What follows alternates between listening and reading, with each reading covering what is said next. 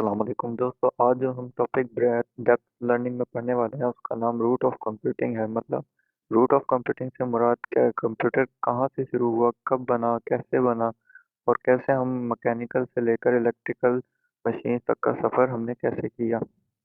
Basically दोस्तों जो हम बचपन से पढ़ते आ रहे हैं वो यही है कि हम कंप्यूटर बनाने की हमें ज़रूरत क्यों पड़ी। बेसिकली कंप्यूटर एक कैलकुलेटिंग मशीन से बनाया गया था, उसे एडवांस करते करते और यहाँ तक आ गई कि पर्सनल कंप्यूटर अब मोर एडवांस होके हमारे मोबाइल फ़ोन और टैब्स तक आ गया है। जो सबसे पहले कैलकुलेटिंग मशीन थी उसको अबाकस के नाम से आप जानते हैं। अबाकस चाइना में बनाया गया था, जिसे बाद में ग्रीक और रोमन सिविलाइजेशन ने भी यूज़ किया था।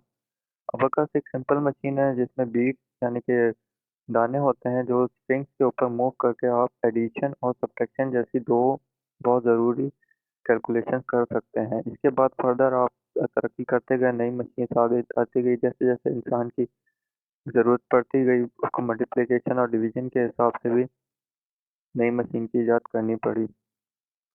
मॉडर्न एरा से कुछ टाइम पहले जब इंसानों को मजीद कैलकुलेशन की ज़रूरत पड़ी तो ऐसे हालात में नई नई इन्वेंशन बनना शुरू हो गई, जिसमें मोस्ट इम्पॉर्टेंट इन्वेंटर जिनका नाम सर फेरिस थे उसमें पास्कल फ्रॉम फ्रांस है, उसके अलावा चार्ल्स फ्रॉम इंग्लैंड थे और गोल्डफ्रेड फ्रॉम जर्मनी थे। ये वो लोग थे जिन्होंने उस वक्त की ज़रूरियात के मुताबिक कैलकुलेशन की सबसे बेहतरीन मशीन बनाने की इन्वेंशन की थी और इसमें सबसे पहले गियर सिस्टम बनाया था। गियर टेक्नोलॉजी कुछ ऐसी थी कि उसमें मुख्तलिफ गियर्स लगे होते थे, उन पे नंबरिंग होती थी। उनको जब आप शुरू वाले गियर्स को घुमाते थे तो एंड वाला जो गियर होते थे उसमें उस कैलकुलेशन का आंसर आ जाता था और जो लास्ट वाला गियर है उसको उन्होंने पास्कल पास्कल गियर का नाम दिया था। इसके बाद बेवेज ने इस मशीन को मज़ीद मॉडिफाई किया और इसमें ये भी एडिशन कर दिया कि ये मशीन अपनी कैलकुलेशन को प्रिंट के ज़रिए अब आपको आउटपुट देगी। इसकी वजह से स्क्रिप्ट का जो एरर था वो भी एलिमिनेट हो गया कि ये आपको अपना आंसर चेंज नहीं कर सकेगी। एक बार आपका कैलकुलेशन जो है वो प्रिंट हो गई तो वो आपको जब चाहे मर्जी आप उसको यूज़ कर सकते हैं और देख सकते हैं। इसके बाद बारी आती है पंच कार्ड की। पंच कार्ड जो है वो एक बेसिक कॉन्सेप्ट है जो कि हरमन हॉलर्ट ने दिया था। इसमें ये कॉन्सेप्ट था कि ये जो है अपनी इंफॉर्मेशन या डेटा को एक कार्ड पर पंचेस या होल्स के जरिए शो करती है, जिसकी वजह से किसी भी डेटा को लिखना या कोड्स में रखना बहुत आसान हो गया था। इस मशीन को 1970 तक यूज़ किया गया और ये वो पहली मशीन है जिसने आईबीएम की बेसिस रखी गई थी। आईबीएम जो कि अब आप हमारी दुनिया का एक जाना माना ब्रांड बन चुका है, उसकी बेसिस इस मशीन से स्टार्ट हुई थी, पंच कार्ड मशीन। इसके बाद 19th सेंचुरी में ये मशीन जो है बहुत ओल्ड हो गई क्योंकि कैलकुलेशन जो है बहुत ज़्यादा कॉम्प्लेक्स होती चली जा रही थी, तो इन मशीन से उन कॉम्प्लेक्स कैलकुलेशन को हल करना बहुत मुश्किल हो रहा था, जिसकी वजह से इन्वेंटर्स को इलेक्ट्रिक मशीन की तरफ मूव करना पड़ा और एक नई मशीन को इजाद करने की ज़रूरत महसूस हुई। नई मशीन की इन्वेंशन में हार्वर्ड यूनिवर्सिटी और आईबीएम इंजीनियर्स ने मिलकर काम किया था।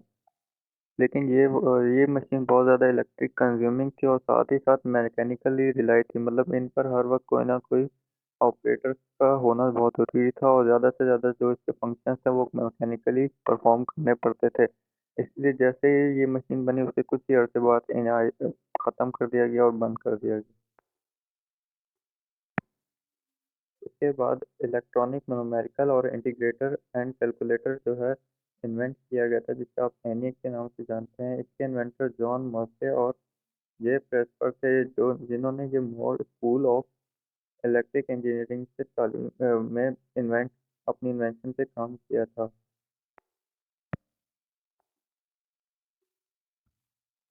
इसके साथ मैं आपको बताता चलूँ कि एनियाक में क्या-क्या चीज़ें यूज़ की गई थी, जो उसकी बेसिक में बहुत ज़्यादा इम्पोर्टेंट थी।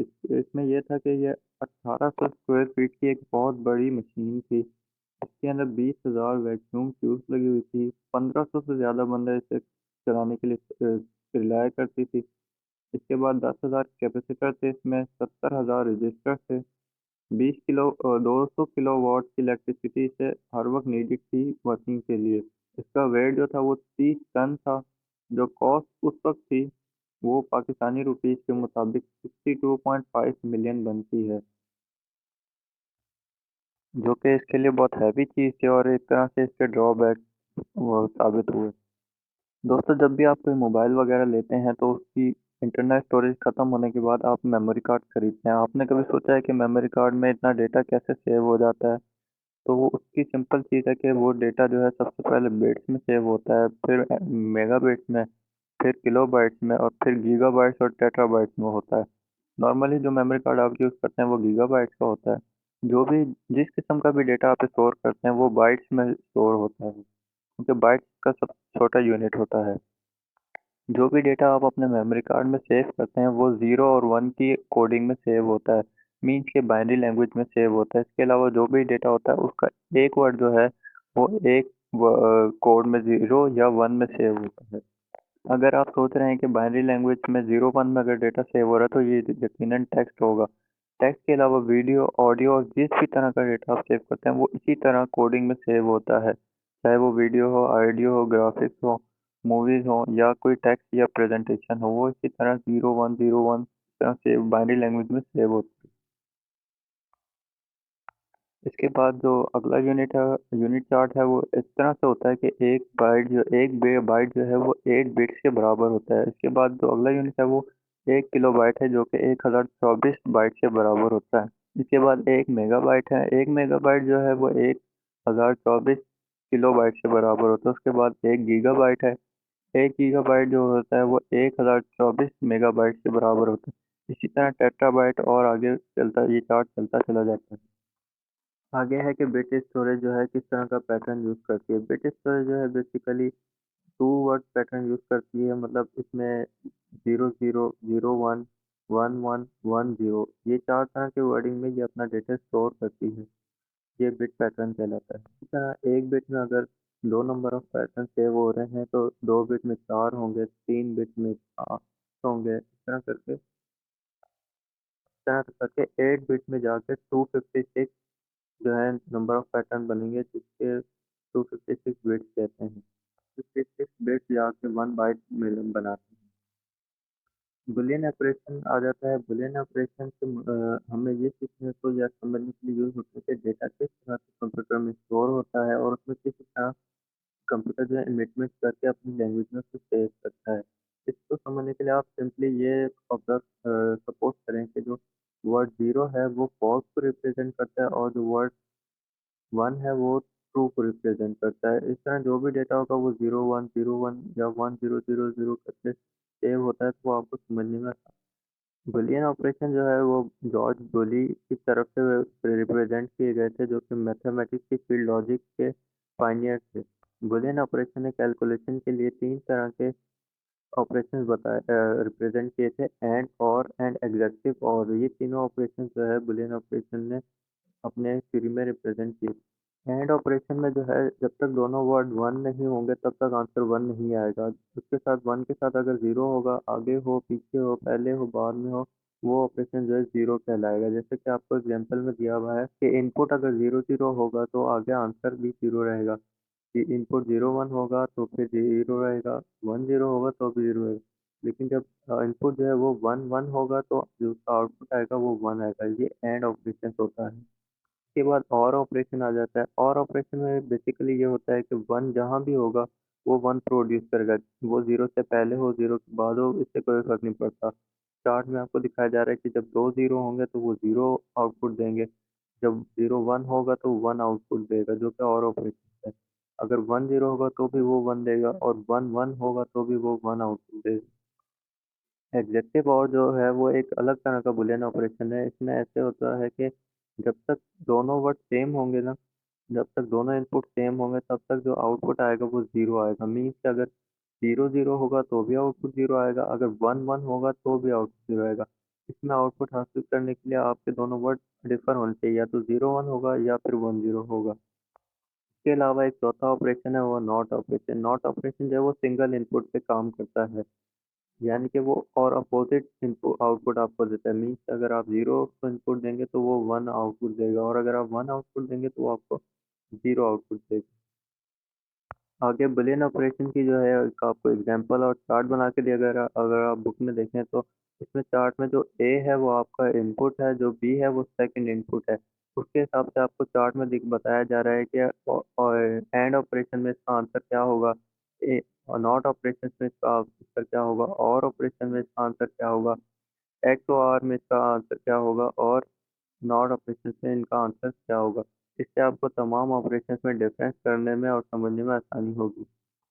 जब हम इंटरनल वर्किंग ऑफ कंप्यूटर की बात करते हैं तो वो एक लंबी स्ट्रिंग पर काम करता है जो बिट से बनकर मिलती है। इसे स्ट्रीम कहा जाता है।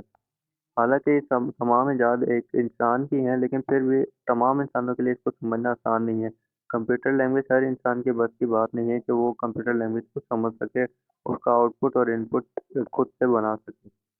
इसी तरह अगर कंप्यूटर लैंग्वेज को अगर आप समझना चाहें कि 100111000001 क्या लिखा हुआ है, तो उसके लिए हम हेक्साडेसिमल नोटेशन यूज़ करते हैं, जो कंप्यूटर लैंग्वेज को हमारी लैंग्वेज में ट्रांसलेट करके हमें कंप्यूटर से कम्युनिकेट करने में आसानी पैदा होती है।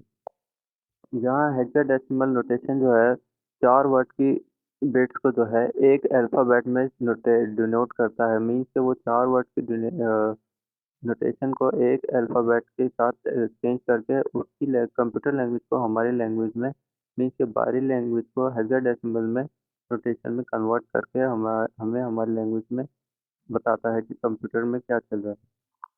आगे एक चार्ट है जिसमें बताया जा रहा है कि न्यूमेरिक किस तरह से हेक्साडेसिमल नोटेशन करता है 4 बिट्स को यूज़ करते हुए, और अल्फ़ाबेटिक किस तरह से करता है। जब 4 ज़ीरो बिट्स होंगे तो वो ज़ीरो डिनोट करेगा, जब लास्ट में एक 1 आ जाएगा तो वो न्यूमेरिक 1 यूज़ करेगा, नोटेट करेगा।